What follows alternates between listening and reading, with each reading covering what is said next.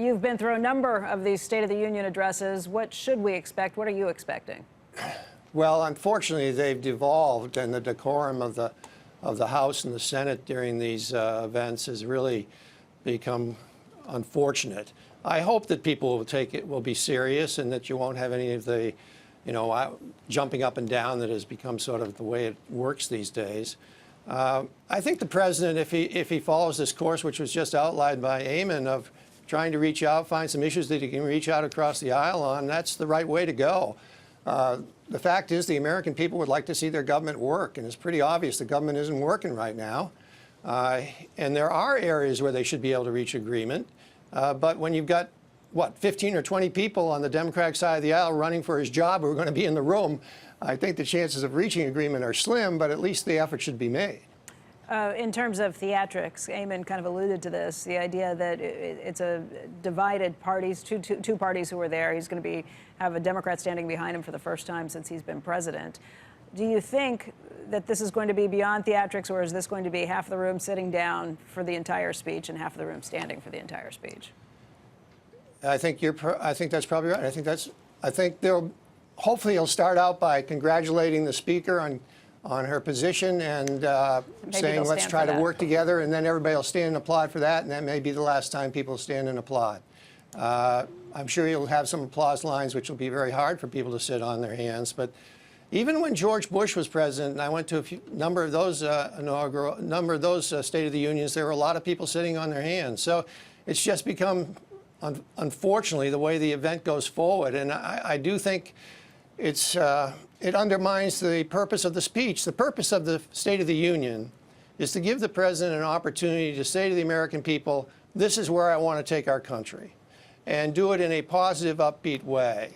And when you have all these theatrics, as it was described, going on around the speech, it tends to undermine the ability to deliver that message. But that's where we are today. We're very much in a TV type of mentality, and you got a tweet society, and so this sort of thing happens. What about when the cameras are turned off? Do you think that there is the ability for the two sides to work together on anything for this coming year? I mean, we could talk about infrastructure. There are problems with how each side kind of perceives that. You could talk about trying to lower drug prices. Maybe there's some common ground there. But do you think there's anything that these two sides can actually agree on and work towards in this coming year? You know, you had a discussion this morning about the media, about yesterday's, I guess it was yesterday when Chuck Schumer met and Bernie Sanders spoke to the New York Times, and you had Chuck Schumer aligning himself with Bernie Sanders. Bernie Sanders is a socialist. He ran as a socialist in Vermont. And you look at the candidates who are running for president right now on the Democratic side of the aisle, every one of them is running to the left of Bernie Sanders. I just don't see that there's much ground for commonality when you basically have one party adopting a philosophy which is so far left. It is possible that there are areas where agreement should be reached. We should have an agreement on immigration. And in fact, Chuck Schumer a few years ago had a very good bill with John McCain. And we should have an agreement on infrastructure. It would be nice if we did something about the deficit and the debt. I noticed that of the 5 things he's going to address, that wasn't listed. I'd like to see us do something on that. But the chances of this occurring in a run-up to a presidential election where so many people are running so far to the left who want to have his job, I think it's slim. Well, Senator, it's impressive. He's been watching for 2 hours. Senator, let's speak to this deficit and debt issue, because it's one that you've spoken about over the many years that we've spoken on this program. And it appears that many of your peers and colleagues on the right have not stood up on this issue at all, at least over the past several years. You're absolutely right. The issue has been taken off the table by both sides. The president took it off the table when he decided... I'm not sure it was taken off the table by both sides, at least in the last 2 years. It might have been taken off the table during the Obama years. Well, it was definitely during the Obama years. I mean, the debt tripled during the Obama years. But the issue of the debt and the deficit is driven by a single issue of policy, and that's health care.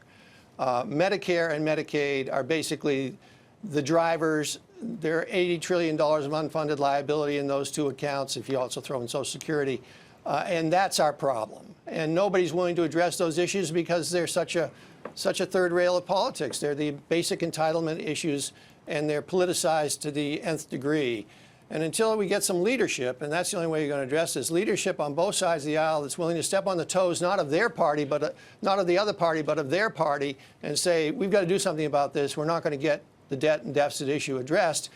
And at some point, it's going to, the chickens are going to come home to roost. You can't be running a $22 trillion national debt. You can't have your debt going to the same level as your GDP and not expect it to, at some point, you're going to have to pay the piper. So, Senator, what do you make of the shift among the economic community? Some of them now have adopted the view that maybe we've overemphasized debt and deficits. Maybe there's much greater scope to run a deficit economy, if you like. Where do you think that goes? I think those folks must also believe that the sun comes up in the west and sets in the east. Apples don't fall from trees.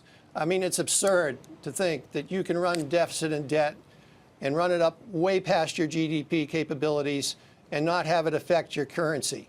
And when it affects the currency, that means you're going to inflate the currency and you're going to reduce the standard of living of the country and especially of our children. And to deny that or to try to sugarcoat that, it's really absurd. Senator Gregg, you started this by saying it was the health care programs, Medicare and Medicaid, that are the big part of this problem. There was just a poll that was taken by The Hill, I think, citing that 53% of registered voters said that they will vote for a candidate who says they want to expand Medicare to all. What happens under that scenario? I find that to be one of the most incredible red herrings put forward by my friends across the aisle. It was all started by Bernie Sanders. Medicare for all is an absurd idea. Just on the facts, Medicare reimburses at 65% of cost. So if you put everybody under Medicare, that means you've got 35% of the costs, which has to come from the taxpayer through massive increases in taxes, or it comes the way they do it in England and they do it in Canada. They ration care. Medicare for all should be called rationing for all, not Medicare for all. It would be a disaster for our healthcare system. There are ways to deliver much higher quality healthcare at much lower costs. They've been shown through a number of initiatives done in a number of major medical centers. And that's the way you get the healthcare system back in proper shape. You get rid of fee-for-service and cost-plus reimbursement, and you go to a capitation program which delivers better quality at a lower cost.